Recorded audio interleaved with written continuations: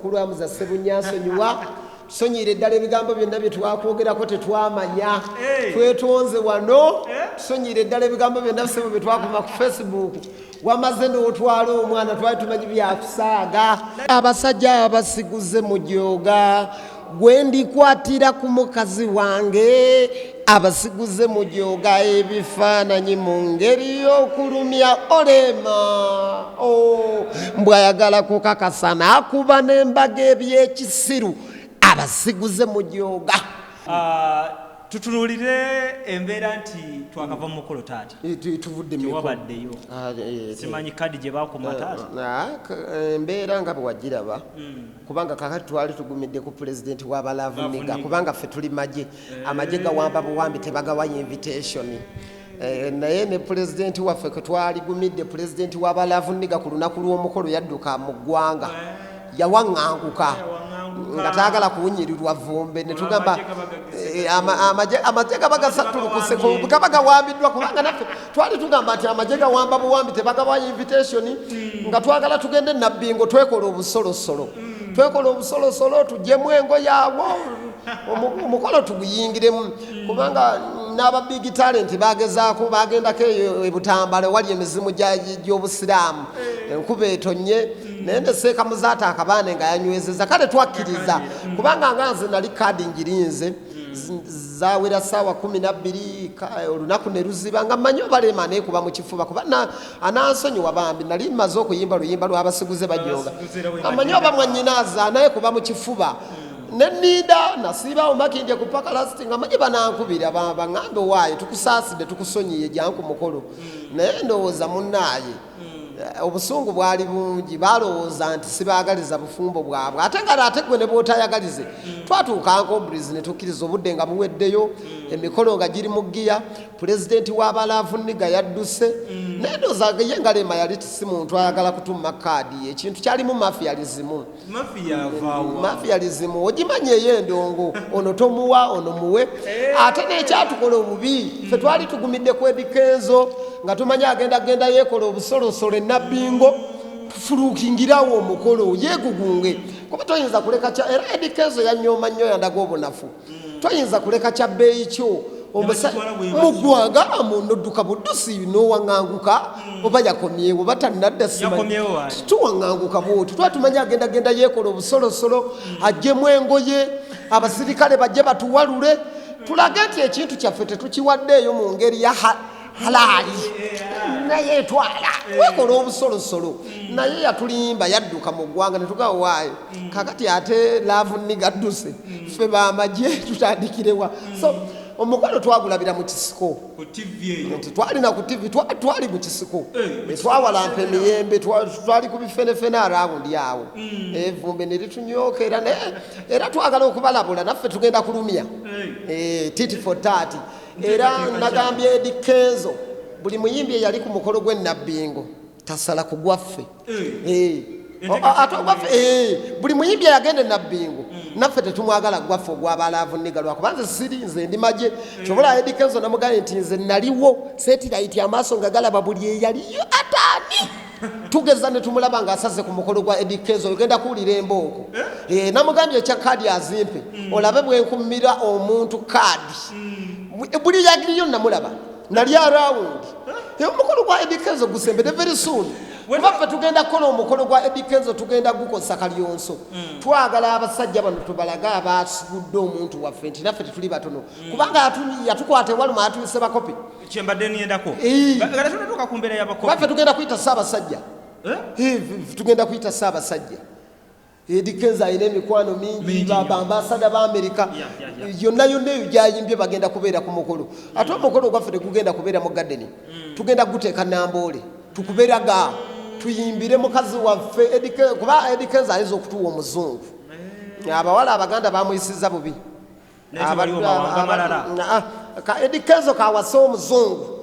abaana bano abatujooze nabbingo tubalage nti tuli b'amaanyi ebikongo birabe bwe bisituke ennyonyi zisituke zisulaawo entebe nga zazze ku mukolo nnaku nnya endongo esooka enyooka Namboole awo ennaku nnya tuli mu mukolo naye omuyimbi yenna eyasaze ku mukolo gw'ennabbingo tukulabanga ku mukolo gwa Eddy Kenzo ojja kuwulira ejjambiya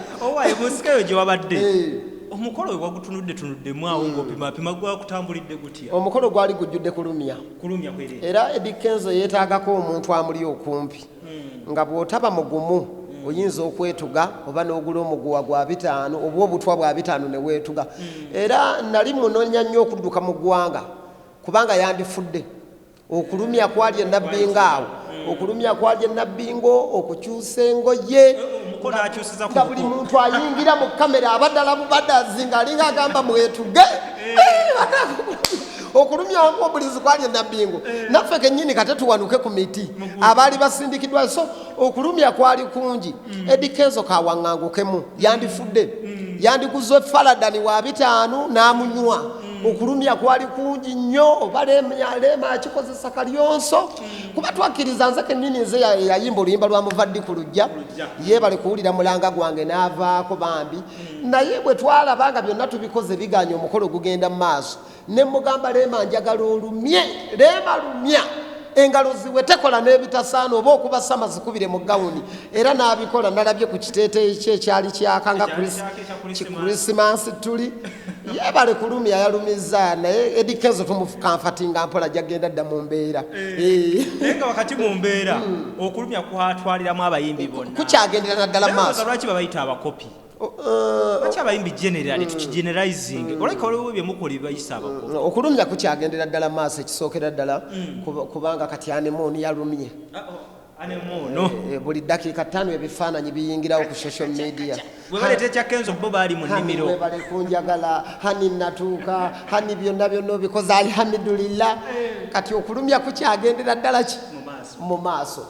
okutuyita abakopi abayimbi tebaamanya mugaso gw'abatwaza ekyabatwaza enabbingo kwali kulya kaceere kati bwe mumala okukalya abagagga b'omu Kampala baali baagala musanyukireko munnammwe kyekyatuyisa abakopi nga bw'omanyi abayimbi baagala nnyo okusireeyinga bannyinaze nabano kubanga omukolo tegwaliko nnyo bantu bambavu kuba kati Lil Pazo bw'aba tali ku mukolo guba teguggumidde mu saidi yaffe abasajja mu basereebu waliwo ebikonge by'okuyimba wano mu ggwanga ebikonge nga bw'oba tobirabye ogwo teguba mukolo kati bw'oba tolabye Lil Pazo omukolo togulabyeko Bobi Wine teguliiko bakalifaaganaga bagulavite kuba nawulira gulavite kaadi yagitunda bagimuwamu oba emitwalo 8 kaadi emakindi awo abaana baali bazitunda zaalimu akasente kaadi ya Rema ekyasinza okuba ey'ebbeeyi era neyange singa nagifuna nandigitunze nandigitunzeemu ne bagimpaamu ekyetaano neyongerayo so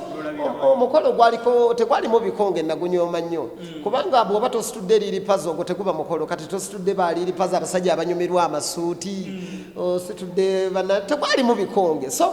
ekyabatwaza kukuba nduulu mumale okulya akaceere k'abagagga mukuba enduulu nga Rema ne bwakyuka bukyusi mwalina okuleekaana so abagagga banyiiga bano baali babaleese nga bakikuba okitte giwa omuliro baali babaleese nga bagiwa eki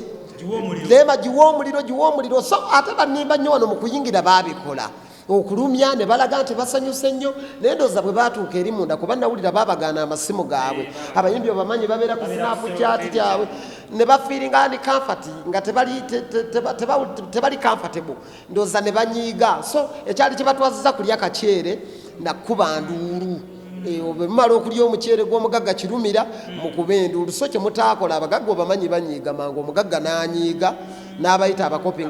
nga tebawerekereza nnyo giwa omuliro wamuza Ssebunya oba tolowooza muna kino nti engeri abamu gye bali bagambye bali ttiimu Kenzo ate ne tubalaba enkeera nga tubalaba bali ttiimu Rema nkweweebuula ate abayimbi muleke nnyo okwefiirwa nti temuyitwako omuntu omulamu oyitwako ebimu buleka ne bigenda obutayitwako nakyo kibiso embeera y'obutayitwako buli kimu temugenda kusireeyingirawo bassebo ne banyabo mutusaasire so embeera y'obutayitwako ate omukolo gwalimu mafializimu ate abayimbi ye muntu be bantu abasinga okwefuula befuula nnyo abamu baala enkeera ng'omukolo gwankya bawozanga ttiimu Kenzo kati ng'abagagga babalaba bakwagalana kakati ate enkeera bagenda okubalaba bazze ku mukolo bazze okulya akaceere ate nga be baali bakalakata sheeka muzaata vaayo weetonde embeera eyo abagagga obamanyi banyiiga mangu mulidde omuceere gwe munywedde amazzi ge munywedde juyisi we temusanyusizza kuba baali balina kukipinga amuza Ssebunya nga musanyufu baali balina ekyabatwaza ku actinga nga baddiikuula omukulu amuza Ssebunya abeere apeso kye bataakola omugaga n'akola ki nanyiga so abayimbi mwerekereze muleke kwefuula nti temuyitwako ebimu mubireke gwe buli wamu n'olabika ng'olinga soda nga tuva ku mbeera y'omukolo akasajja kano Hamuza kajja kamazeeko lwansonga amaanyi katandisa okyusa ebintu ebimu sitayiro kamaanyi kati nga bayimbi nasooka nekanyooma bamu n'oluyimba awo olw'abasiguze naye kye nalabyeku Hamuza Ssebunya ono ebigambo agenda atuzikiza alaze amaanyi nze ndaba atandisa okwambala nga Kenzo n'okusinga neswaga lingi kuba kakati namulabye n'obugaalubindi ataddeko ate Kenzo byatandisobodde n'obugaalubindi ataddeko Rema bamusitula eri gye bali mu honeymoon kwegamba akasajja kano akaleezi ate kato nagenza okatunula bulijjo manyi kakulu okusinga ku Kenzo nalabye nga akato n'amaanyi galabika gakyali mungi so n'amaanyi gakyali mangi Rema kato Rema emyaka gyandi bagyenkana ate bw'ogattako amaanyi g'ensindi obimanyi bulungi so kubanga kati omukolo gulimu abanene Hamuza Ssebunya kubanga mwana wa Kirumira kati ali mu bakwagalana so bw'ogattako laavu eyo gye nalabye Rema bamusitula kuba Kenzo yagamba bye yali ayagala so akasajja katulaze amaanyi era nze njagala kwetondera wano ssebo mukulu Hamuza Ssebunya nsonyiwa tusonyiire ddala ebigambo byonna bye twakwogerako tetwamanya twetonze wano tusonyiire ddala ebigambo byonna ssebo bye twakuma ku Facebook